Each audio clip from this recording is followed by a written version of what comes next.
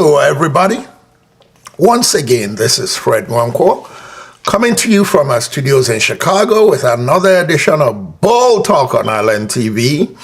And as usual, I like to say good morning, good afternoon, and good evening to you, depending on where you are around the world. To the Nigerian national anthem, Mr. Albert Congo raises the flag of the new nation. Nigeria, we hail thee, our own dear native land. Though tribe and tongue may differ, in brotherhood we stand. Nigerians old and proud to serve our sovereign motherland. Let me just start out by saying that I am one of the people who have advocated for re-establishing the old national anthem. That national anthem meant more to Nigeria at a time when Nigeria was growing and at a time when Nigeria had a direction and had a structure. And it's since the end of that national anthem and the introduction of Arise Ye Compatriots that by some coincidence, the country got taken over by rogue leaders and they haven't looked back since. I thought I'll establish that because as you go on with this video, you're going to find out that I'm very, very hard on the president for the timing of signing the bill to reintroduce this national anthem. The national anthem that's reintroduced is a great national anthem. The national anthem that it's replacing, Arise Ye Compatriots, is a very good national anthem in terms of the words. But there's something about the timing of Arise Ye Compatriots and the beginning of a grossly corrupt style of leadership in Nigeria. On the flip side, there is also the coincidence of the kind of structure that existed up till the point where Arise Ye Compatriots replaced Nigeria We Hail Thee as the national anthem. There's just a coincidence there. But the timing of Nigeria sliding down and never looking back started when this new national anthem was introduced. Great words, but probably never listened to because the rogue leaders took over. In Nigeria today, we have the national anthem gate, and it's buzzing all over the country. A lot of people have come out to challenge the reasons why the old national anthem that just replaced Arise O Compatriot, it's not the right thing to do. And many of them are talking sentimentally from the standpoint of it wasn't written by a Nigerian. The British lady who wrote it was a racist. She called us tribes instead of nations. Come on, guys. So freaking what she called us tribes. So what? We Nigerians call ourselves tribes. We talk about the Igbo tribe. We talk about the Yoruba tribe. We don't even talk about ethnic groups. We call ourselves tribes. But when it's convenient and we want to embark on a various dubious, selfish agitations, that's when we remember we're nations.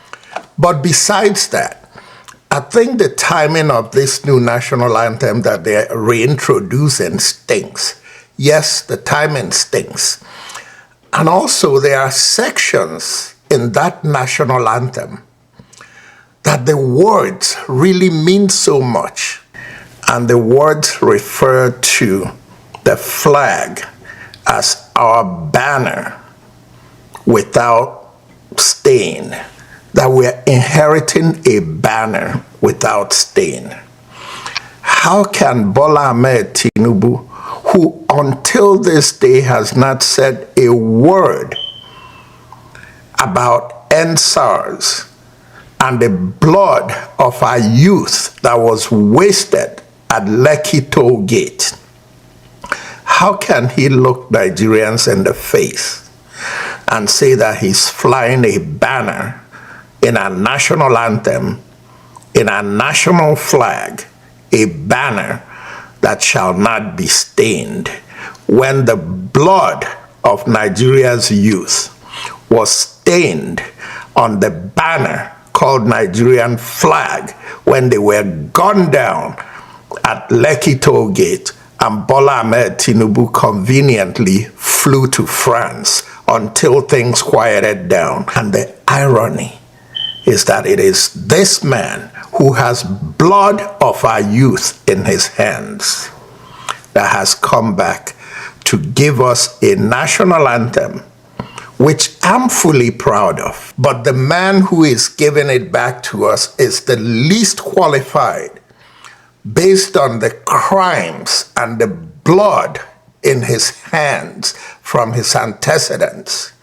And based on that, as much as I like that national anthem, but for now, I think we should pause and reject that anthem if the only way it can come back to us is through Bola Ahmed Tinubu.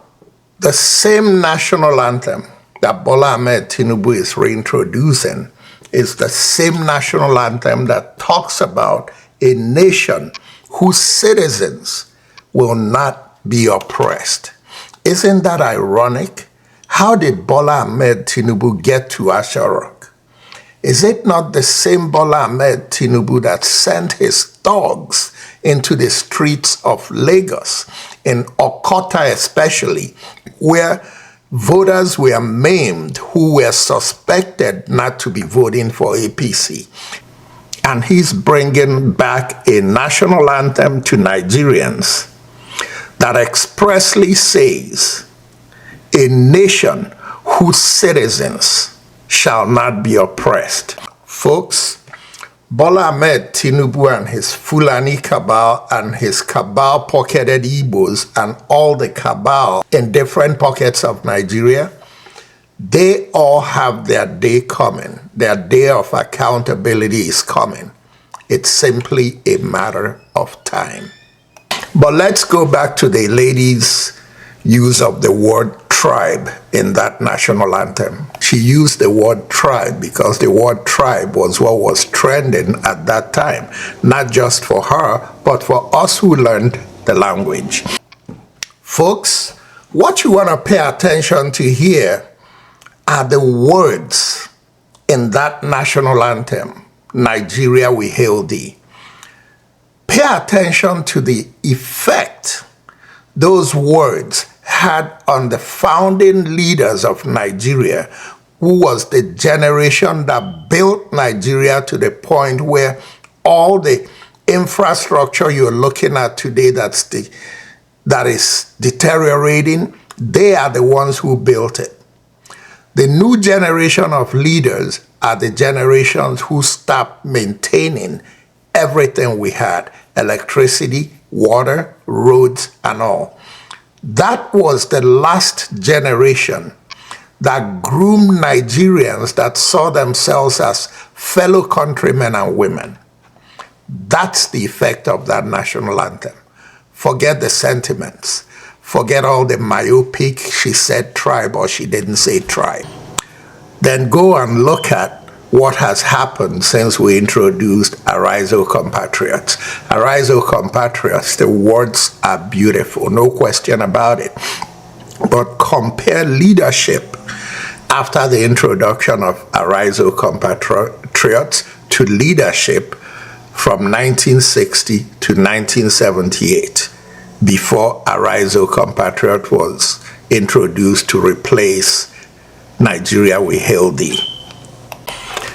The leaders who built Nigeria came from the Nigeria We Hail Thee school of thought. And though tribes and tongues may differ, in brotherhood we stand. The leaders that have looted Nigeria upside down came from the generation that listened to Arise, O Compatriots. Yes, there is no direct link, but what I'm saying is the children we had after 1978 and the ones who were little before 1978 and didn't understand anything about Nigeria We Hail Thee, the children that grew up with Arise, O Compatriots, those children grew up with terrible role models as leaders. The leaders from 1979 all the way till present misled those children. It honestly doesn't matter what these young people have grown up to become. They were misled. All you need to do is look at what they are doing in the various positions they're holding in Nigeria, whether it's school principals or pastors or politicians, governors, bank directors, all that. Go and look at what they've done to our country. They've looted our country blind. It's a devil-may-care population. This is where kidnappers came in. This is when paying for grades and having sex with university students to give them grades. This is the generation that brought us to them and the leaders that they emulated. Why am I linking that to Arise, O Compatriots? It's not directly related, but I'm just saying that that national anthem hasn't brought anything ethical to Nigeria. And what it has raised is leaders, rogue pastors, rogue politicians who our young people are copying. But forget about the word tribe in the old national anthem. Go back and listen to it and ask yourself, what was it that motivated the leaders of those days to do so much and focus so much on building our country? And what's the coincidence between Arise, O ye compatriots, and this escalation of corruption in Nigeria? We can never put a hand on it. But I'm just saying, if something ain't broke, like Americans will say, don't fix it. Nigeria We Hail Thee was not broken. Nigeria had no business fixing something that wasn't broken. Folks, that's my opinion on the new national anthem that Nigeria just adopted. And until next time, good night and God bless.